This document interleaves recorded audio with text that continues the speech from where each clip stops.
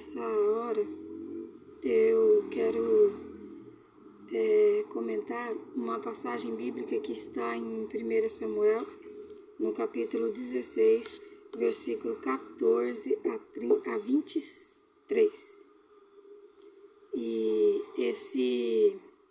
Para, Mateus, tira a Magda aí. Esse capítulo tem o seguinte título: Saul é atormentado pelo espírito maligno. E eu vou ler o versículo 18, que diz assim: Então respondeu um dos mancebos e disse: Eis que tenho visto um filho de Jessé, o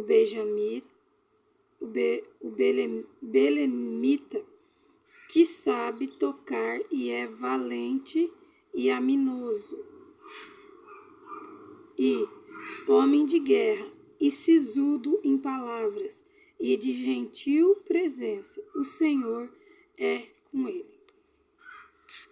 Aqui ele estava falando de Davi, porque e o Espírito do Senhor se retirou de Saul e o assombrava um espírito mau da parte do Senhor.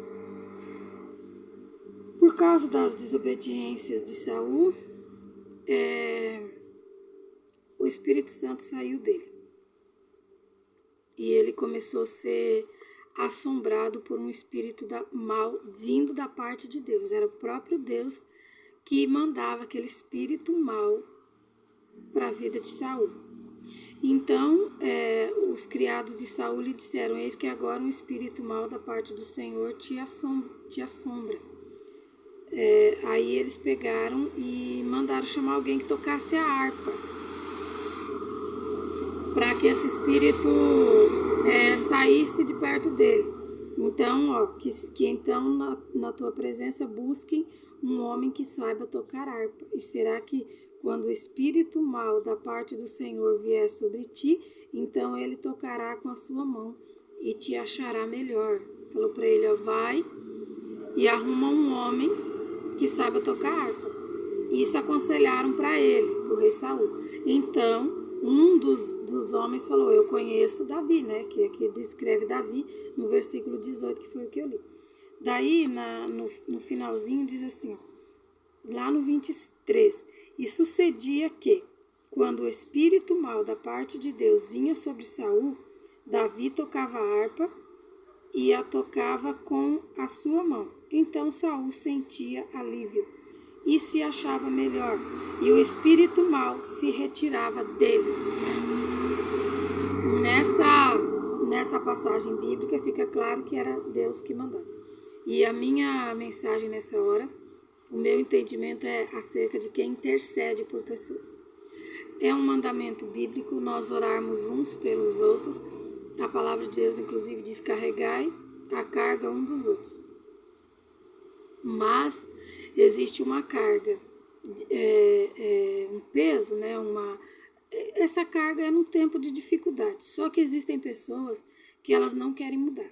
Então, elas não querem que você seja alguém para ajudar ela a carregar. Ela quer que você carregue tudo. Porque existe diferença. Se você estiver carregando um saco pesado e eu pegar numa ponta e você na outra ponta, nós duas estamos carregando junto.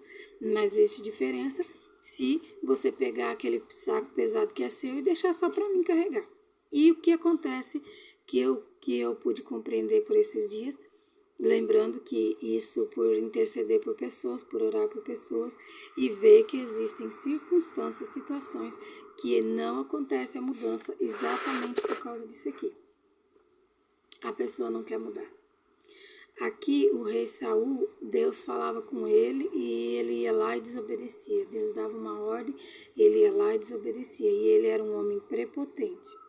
Ele achava que ele era Deus, que o poder de vida e de morte, de soltura e de prender estava com ele. E nos dias de hoje, então eu tive esse entendimento, que existem pessoas que, por causa do pecado, por causa de algum erro que ela comete, ou pecado, e ela não quer mudança. Lembrando que ela não quer mudança. Então, quando a pessoa não quer mudança, quem estiver intercedendo vai ficar assombrado no lugar dessa pessoa, como aqui diz, né? Que aquele espírito mal assombrava. O que eu estou falando? Se eu ficar intercedendo, orando, ou você, que é intercessor, ficar orando por alguém que não quer mudar, você vai apanhar, você vai ficar assombrado no lugar daquela pessoa. Então, o que é importante? Ver, orar a Deus, pedir a Deus direcionamento quando for interceder por uma pessoa. Pedir para Deus, sempre, Deus, eu quero orar segundo o que o Senhor deseja falar. Deixar Deus para a liberdade mesmo, pedir para Deus, né? Deixar Deus ter liberdade. Porque às vezes a gente gosta da pessoa. Às vezes a pessoa é bonitinha, às vezes, né, o rei Saul, por exemplo, ele era um homem bonito. Ele era um homem de uma boa aparência. Davi não era tão bonito como ele. Ele tinha um porte atlético. Então, nesse caso, se nós intercedermos por alguém que não quer mudança, nós vamos sofrer as consequências no lugar dessa pessoa. Entende? Então, tem gente que ela não quer mudar, ela quer um alívio. Então, quem está intercedendo, lógico, cada um Deus ensina de uma maneira.